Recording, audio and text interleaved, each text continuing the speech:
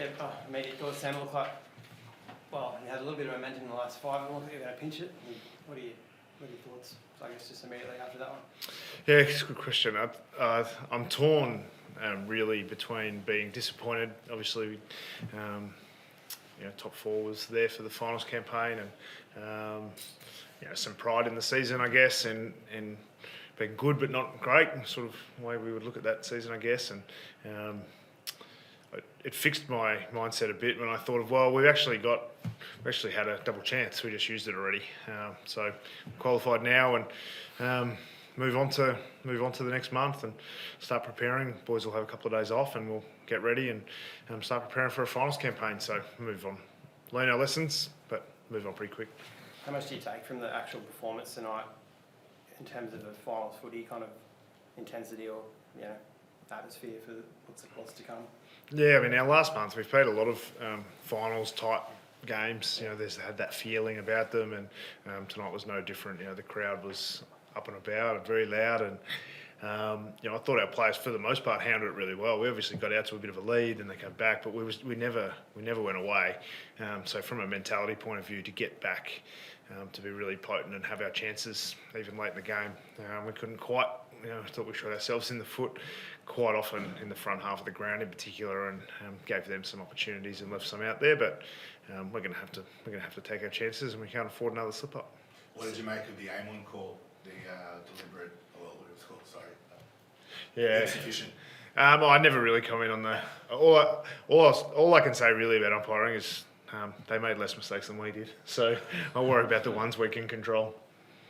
You said you'll try and learn your lessons. What are your lessons out of this, other than missing a few opportunities in the front half?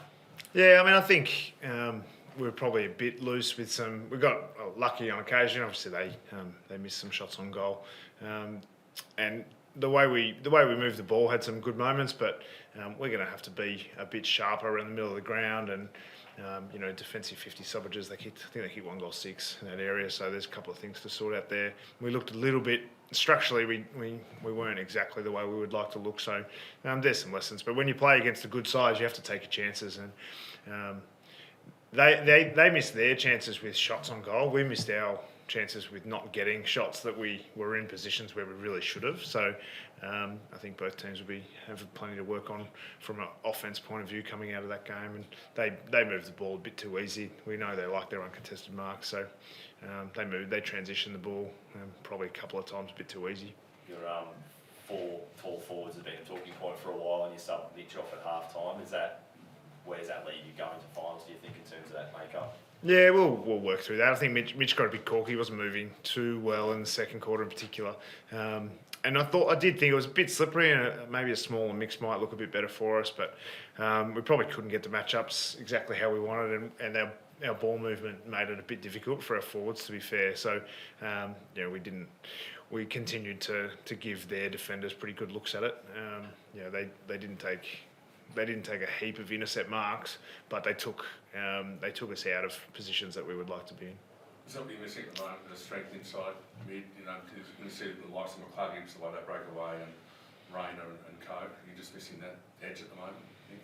Yeah, I mean, every team would love more of that, but I think our team is quite well balanced. We stood up behind the ball. I think they had 28 450 stoppages, which is some sort of record. So to defend that much means that it's getting in there too often, and we weren't able to stop them getting the ball forward from their clearance work, and to get a mid who can break out of the front every now and then is obviously really important for us, and we love to have that from the guys that we've got in there. We thought we had our chances, we just didn't capitalise on them.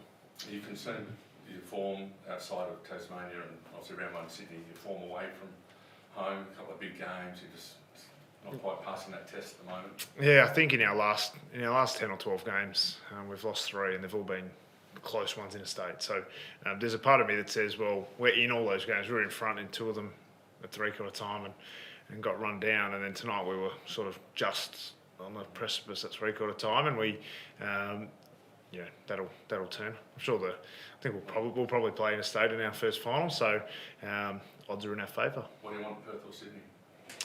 I would never answer that question, obviously. You think every year it's sort of talked about, but the way that it's gone this season, is it the year that a team from 7th or 8th can win it? Like, 100%. you're obviously going to say Us. yes. Wherever we finish, that's where the Of winner course will you're come gonna from. say you can, but like, Well, I think since they've introduced the, I think before there was the bye, no one had won it outside the top 4, and since then I think a couple of teams have, including Brisbane last year. So we're not running ourselves off. We're disappointed but excited, and I'm sure every Hawks fan right now is thinking, "Oh, that would have been a good one to get," but get to play 4 finals instead of 3 now. So, but you know, for us, we know we've got a big 2 weeks, and you know we're going to have a huge performance and finals footy for the 2nd year in a row, which is great for our group, and really excited to be part of it. So there's only one team that finishes their season happy, really. Everyone else finishes it either now, which is 10 teams, or the other 7 will lose a final. So making sure we're that one that's left at the end. You've got Box Hill next week. Playing any players coming through there, or would to do with an extra game after playing tonight? Or I don't think any. I'm not exactly sure. I don't think any that played tonight would be playing. There's potentially, so like a Harry Morrison, for instance, who's been coming back from a bit of a quad. He may be available.